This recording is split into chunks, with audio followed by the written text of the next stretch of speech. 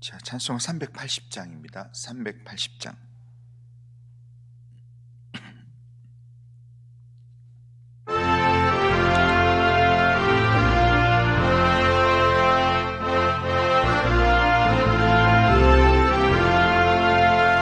나의 생명 되신 주, 주님 앞에 나아갑니다. 주의 흘린 보혈로 정케하사 받아주소서. 날마다 주를 찬송하겠네. 주의 사랑 줄로서 나를 굳게 잡아 매소서. 괴로운 세상 지낼 때 나를 인도하여 주소서. 주를 믿고 나가면 나의 길을 잃지 않겠네. 날마다 주를 찬송하겠네. 주의 사랑 줄로서 나를 굳게 잡아 매소서. 세상 살아갈 때에 주를 더욱 사랑합니다. 밝고 빛난 천국에 나의 영혼 들어가겠네. 날마다 주를 찬송하겠네. 주의 사랑 줄로서 나를 굳게 잡아 매소서. 아멘.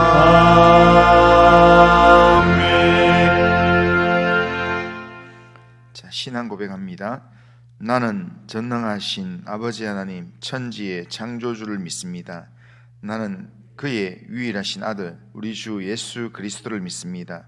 그는 성령으로 잉태되어 동정녀 마리아에게서 나시고 본디오 빌라도에게 고난을 받아 십자가에 못 박혀 죽으시고 장사된 지 사흘 만에 죽은 자 가운데서 다시 살아나셨으며 하늘에 오르시어 전능하신 아버지 하나님 우편에 앉아 계시다가 거기로부터 살아있는 자와 죽은 자를 심판하러 오십니다. 나는 성령을 믿으며 거룩한 공교회와 성도의 교제와 죄를 용서받는 것과 몸의 부활과 영생을 믿습니다. 아멘. 자, 오늘부터는 역대기를 읽겠습니다. 역대상입니다. 역대상. 자, 역대상 1장, 역대상 1장 전체 중에서 오늘 28절에서 34절까지 읽겠습니다. 28절부터 34절까지 역대상 1장 28절부터 34절. 자, 제가 가지고 성경으로 609면에 있습니다. 609면. 자, 1장 28절에서 34절입니다. 한 절씩 교독합니다. 자, 아브라함의 자손은 이삭과 이스마엘이라.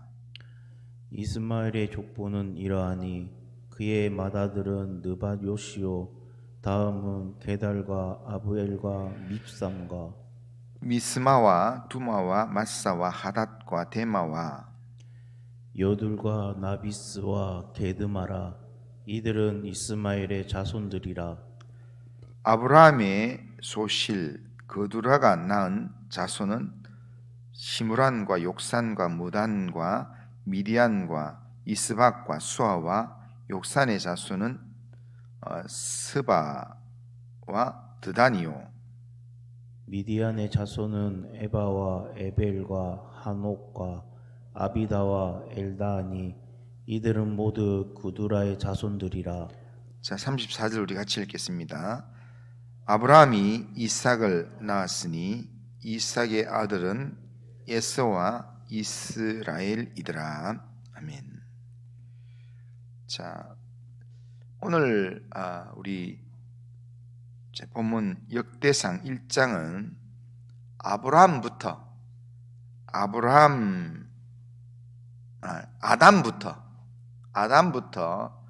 아브라함의 후손까지의 그 계보를 지금 설명하는, 이름을 언급하는 내용입니다. 성경을 읽을 때, 성경을 읽으면서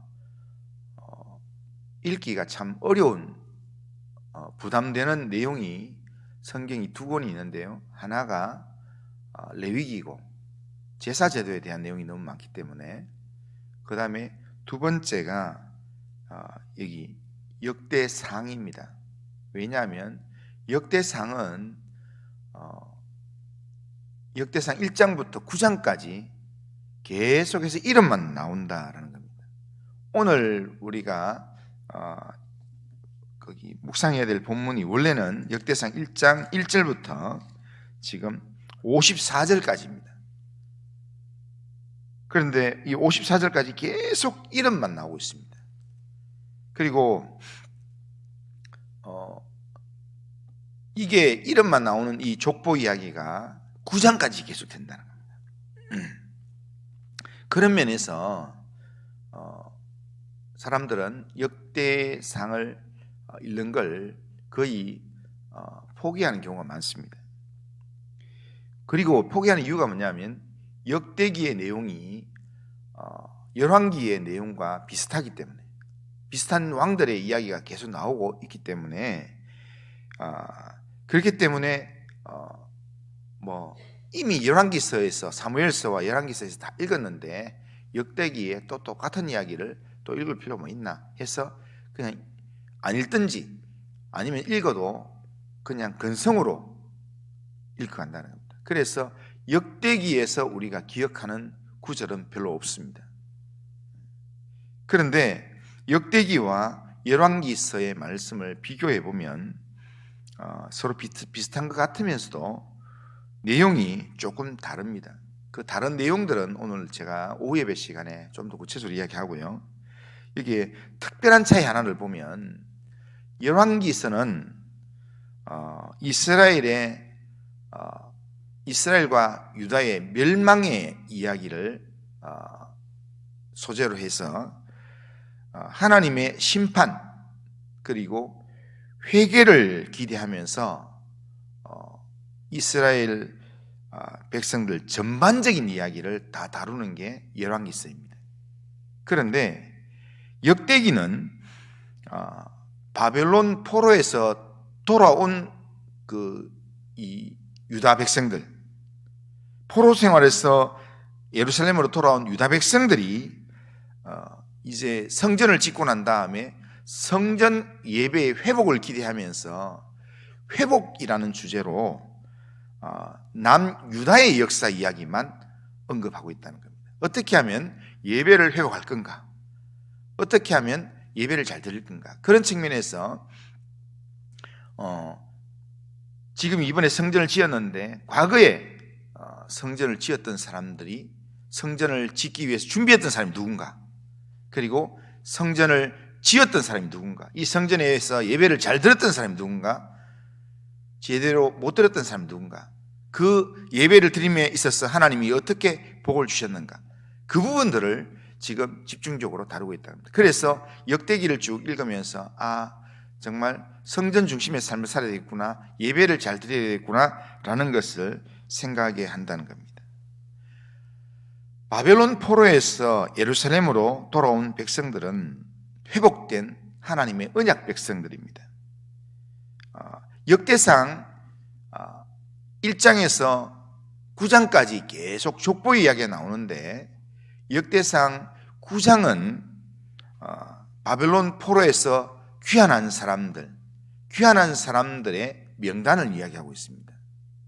그런데 이 1장부터 8장까지는 9장에 있는 사람들의 정체성을 이야기해 주는 겁니다. 그러니까 바빌론 포로에서 돌아온 사람들이 뿌리가 어디냐 할 때 제일 위에는 아담이고 그 다음에 아담의 자손부터 해서 쭉 해서 너희들한테 연결되는 거다 라고 그렇게 귀환한 백성들의 지금 민족의 정체성, 뿌리를 이야기해 줍니다. 귀환한 백성들은 선조들의 역사와 연결되어 있다는 겁니다. 그 기원은 아담으로부터 시작된다는 겁니다. 그러므로 귀환한 백성들은 여전히 하나님이 창조하신 사람이고 하나님의 구속 언약의 대상들이다라는 것을 가르쳐 주는 겁니다. 하나님은 귀환한 언약 백성의 후손들을 통해서 다시 하나님의 약속을 이어가기 위해서 성전 예배를 회복하기를 원하신다라는 것이 역대기가 이야기하는 내용입니다. 오늘 1장 1절부터는 아담으로부터 시작되는 족보 이야기가 나오고요. 그리고 4절에는 노아, 그의 아들 셈, 함, 야벳의 이름이 등장하고 그 다음에 5절부터는 노아의 세 아들에 대한 그 자손들의 이름이 등장합니다. 그런데 5절 이하에서는 이제 노아의 세 아들의 이름들을 구분해서 그렇게 소개하는데 5절 이하에서는 야벳의 자손들의 이름이 소개되고 8절 이하에서는 함의 자손들의 이름이 소개되고 17절 이하에서는 셈의 자손들의 이름이 소개됩니다. 그런데 결국에는 함과 야벳의 자손들은 주변 인물로 그 이름 소개하는 걸로 끝납니다. 끝나는데 결국에는 27절에서는 아브라함이라는 이름이 등장을 하면서 이 노아의 가족들에 대한 소개가 다 끝납니다. 그 다음에 밑으로부터는 누구에 대한 소개냐면 아브라함과 아브라함의 후손들에 대한 소개입니다. 그 말은 지금 앞에 쭉 이야기했던 게 누구를 소개하려고 했는가 하면 아브라함을 소개하기 위한 내용으로 그렇게 나온다는 겁니다. 그 다음에 아브라함 다음에는 또 누구를 소개하는가 하면 유다를 소개하기 위해서 아브라함의 이 실수로 아브라함이 이렇게 믿음 없이 낳는 아들 또한 후처를 통해서 낳은 아들 쭉 이야기하고 진짜 약속의 자녀 이야기하고 그 다음에 약속의 자녀 중에서 또 여러 아들을 이야기하는데 그 중에 유다를 이야기하고 그러면서 아브라함, 유다 그 다음에 나중에는 어디로 갔냐면 다윗으로 갑니다. 다윗의 등장을 이야기해. 그러니까 결국에는 다윗까지 이야기하고 그 다음에 포로기에서 돌아온 사람들의 명단을 쭉 이야기하는 겁니다. 자, 하나님은 오늘 본문까지의 내용, 오늘 우리가 읽었던 우리 33절, 34절 요까지를 생각해 보면요, 아브라함이라는 한 사람을 인류 역사에 하나님 특별히 준비하셨다라는 것을 지금 부각을 시키고 있습니다. 아브라함을 통해서 하나님께서는 타락한 인간을 구원할 메시아가 오실 믿음의 길을 예비하셨습니다. 아브라함으로부터 내려오는 메시아에 대한 하나님의 약속은 구체적으로 그렇게 실현되어 간다라는 겁니다. 아브라함은 우리가 알고 있는 대로 믿음의 조상입니다. 아브라함 믿음의 조상.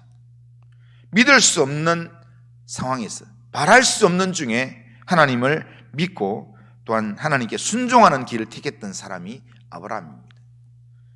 그의 순종이 그를 믿음의 조상이라는 별명을 가지게 만들었습니다. 그런데 순종은 쉽게 선택될 수 있는 것은 아닙니다. 바랄 수 없는 중에 아브라함이 믿었지만 그럼에도 불구하고 아브라함은 처음에는 하나님께서 내게 자녀를 주신다 할 때 자녀를 주실 것을 믿었습니다. 근데 자녀 주실 것을 약속을 믿었는데 시간이 계속되면서 나중에 시간이 80세가 넘어가고 그러면서 86세가 되면서 이게 하나님이 자녀를 주신다고 했는데 그런데 아내의 몸은 점점 약해지고 자기도 점점 나이 들고 이래서 이렇게 해가지고 약속을 지켜내겠나라는 마음에 불순종의 씨앗을 뿌리게 됩니다. 그게 뭐냐면 하나님께서 주실 때까지 기다리는 게 아니라 자신이 직접 이렇게 사라의 몸종을 통해서 아들을 얻게 됩니다. 그 아들이 바로 이스마엘이었습니다. 그러니까 하나님의 계획은 사라를 통해서 자손을 주는 거였는데 아브라함은 사라의 여종 하갈을 통해서 자손을 보는 그런 일을 합니다. 그렇게 태어난 사람이 이스마엘이고, 그리고 그 뒤에 하나님께서 약속대로 사라를 통해서 이삭을 줍니다. 그런데 이삭의 후손이 지금 믿음의 백성들이고요, 이스마엘의 후손이 지금 누구냐면 바로 지금 중동에 있는 다 이슬람 교도, 이슬람을 믿고 있는 사람들 대부분이 이스마엘의 후손들입니다.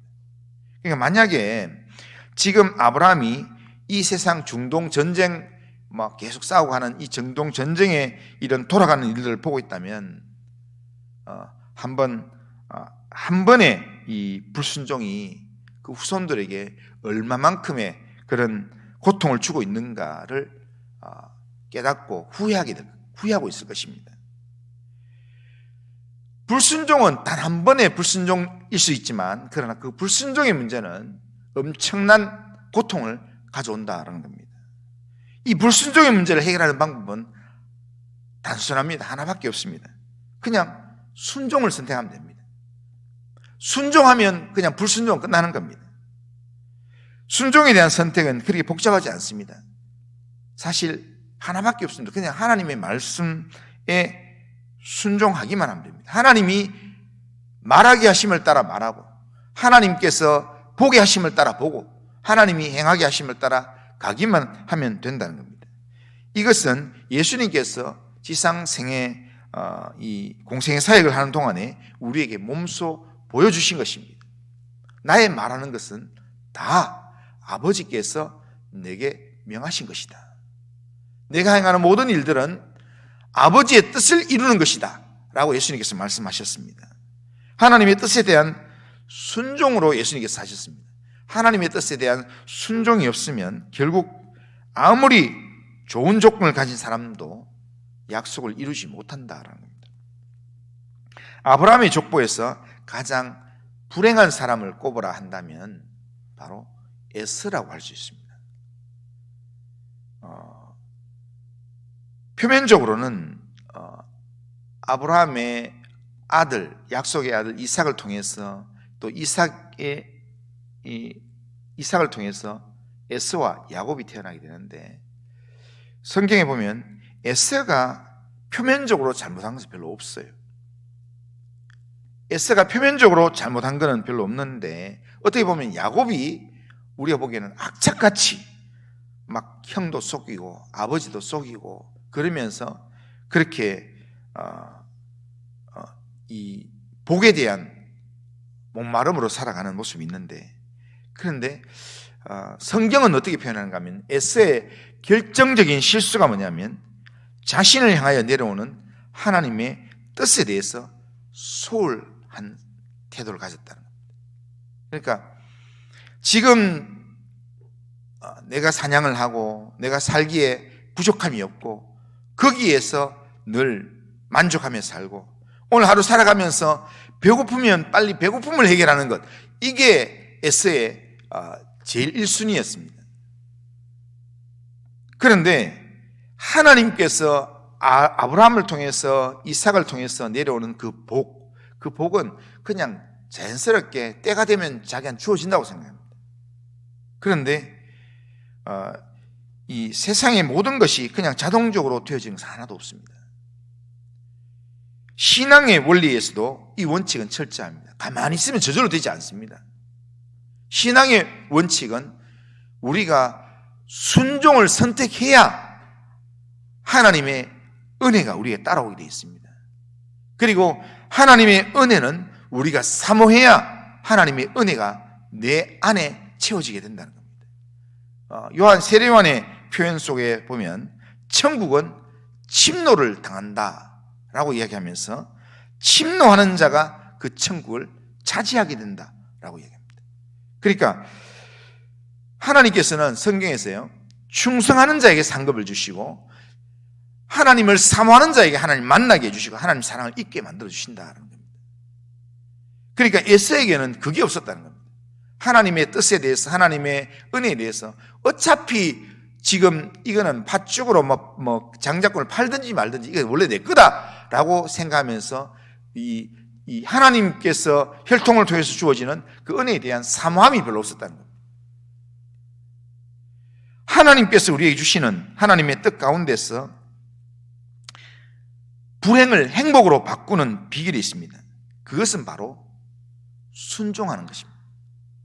레위 지파가 원래는 불순종으로 심판을 받았습니다. 그래서 이렇게 이스라엘 12지파 중에서 아무도 땅을 분배받지 못하는, 기업이 없는 그런 저주를 받았습니다. 그런데 그럼에도 불구하고 하나님의 일에 헌신하면서 그들이 은혜를 사모하는 자리에 나아갔을 때, 그럴 때 분명히 기업은 주지 않는다는 그 말씀대로 이루어졌지만, 그러나 특별한 기업을 받지 않았지만 모든 기업을 얻었던 백성들을 축복하는 자리에 이르는 그런 복을 받게 됐다는 겁니다. 그러기에 우리가 하나님의 뜻에 순종하는 그 삶이 결국에는 믿음의 조상이 되고, 하나님의 말씀에 순종하는 길로 걸어가면 거기에 하나님의 은혜가 따라오게 되고, 하나님의 말씀에 순종하게 되면 불행이 복으로 바뀌는 그런 은혜가 우리에게 펼쳐지게 된다는 겁니다. 그것을 지금 가르쳐 주면서 바벨론 포로에서 돌아온 이 유다 백성들이 하나님의 말씀에 언약 백성으로서 순종하는 삶을 살라고 도전하는 내용이 역대기의 내용 중에 하나라는 겁니다. 결자 해지라는 말처럼 인류 조상의 아담은 불순종으로 모든 후손들에게 불행을 안겨주었습니다. 그런데 이 아담이 가져왔던 이 불행을 한 사람, 한 분 예수님의 순종으로 이 땅의 모든 것들이 해결됐습니다. 그렇기 때문에 후손된 우리는 순종하신 예수님을 따라서 말씀에 순종함으로 불행의 덫을 우리가 피할 수 있고 불행의 덫을 우리가 풀어낼 수 있다는 겁니다. 그러니까 오늘 우리가 예배를 드리면서 믿음의 조상 아브라함의 순종을 본받아서, 순종하는 믿음의 삶을 본받아서 오늘도 내가 순종하는 삶을 살겠습니다. 오늘도 하나님의 뜻을 사모하면서 하나님의 뜻을 이루기 위해서 영적으로 몸부림치는 삶을 살아가겠습니다. 그렇게 결단하며 오늘도 예배드리는 우리 모든 성도님들 다 되시기를 주님의 이름으로 축원합니다. 그리고 하신 하나님 아버지, 언약의 자손이었지만 죄악으로 바벨론 포로에 나아갔던 이스라엘들, 백성들, 그러나 하나님의 특별한 은혜로 포로 생활에서 돌아와서 새롭게 성전 중심의 삶을 시작하는 유다 백성들에게 하나님께서 믿음으로, 하나님을 의지하는 믿음으로 하나님께 온전한 예배자의 삶을 통해서 정말 하나님의 백성의 은혜를 회복하게 된다라는 사실을 우리가 역대기를 통해서 배우게 됩니다. 하나님, 오늘 우리에게 예배를 주신 것, 오늘 우리에게 교회 예배당을 우리에게 허락하신 것, 하나님과의 관계를 회복하기 위한, 하나님의 은혜를 우리의 가슴에 담도록 하기 위한 하나님의 특별한 조침을 우리가 알고 예배를 통해서, 주일 예배를 통해서 하나님께 가까이가고 하나님을 예배하는 예배의 삶을 회복할 수 있도록 인도하여 주시옵길 원합니다. 오늘도 우리의 삶 하나님 붙들어 주시고 아브라함의 믿음을 하나님 본받게 하시고 하나님의 뜻에 순종함으로 불행을 복으로 바꿀 수 있는 그런 믿음의 삶을 살 수 있도록 인도하여 주옵소서. 예수님의 이름으로 기도드리옵나이다. 아멘. 하늘에 계신 우리 아버지여, 이름이 거룩히 여김을 받으시오며 나라가 임하시오며 뜻이 하늘에서 이루어진 같이 땅에서도 이루어지이다. 오늘 우리에게 일용할 양식을 주시옵고 우리가 우리에게 죄 지은 자를 사해 준 같이 우리 죄를 사해 주시옵고 우리를 시험에 들게 하지 마시옵고 다만 악에서 구하시옵소서. 되게 나라와 권세와 영광이 아버지께 영원히 싸움나이다. 아멘.